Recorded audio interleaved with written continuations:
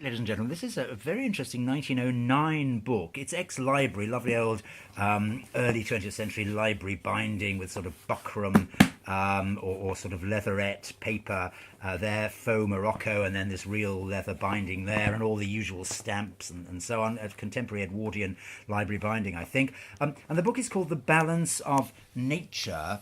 And it says here, a practical manual of animal foes and friends for the country gentleman, the farmer, the forester, the gardener, and the sportsman. And that's what it's basically about. It's about farming, gardening, hunting, and fishing and shooting, basically. And it's about, it says, the balance of nature. It's about basically sort of keeping animals in balance, culling, trapping, hunting, but also conserving and breeding. And there are charming illustrations. They're a bit like the sort of Buick type illustrations from Georgian books, but I think they've all been drawn by the author, these slightly naive illustrations of badgers and other animals. Lots and lots of diagrams at the back of traps for animals, all sorts of traps for fish and birds, and hair traps for birds' feet, all sorts of traps. There we are, horsehair nooses, all sorts of traps there. But it's about sort of keeping the balance between cultivation in the garden and being able to grow things without having them destroyed,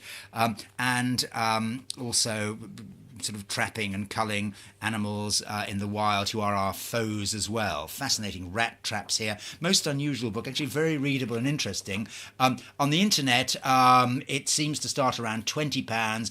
Here are random prices from booksellers that I've come across today. 20, 21, and then 60, 65 and £100, mostly £20 and upwards, I think. Charming book, Pheasant in a Tree, the Common Pheasant. There we are, 1909, book on conservation, trapping, hunting, shooting, fishing, farming and gardening. Thanks so much. Bye.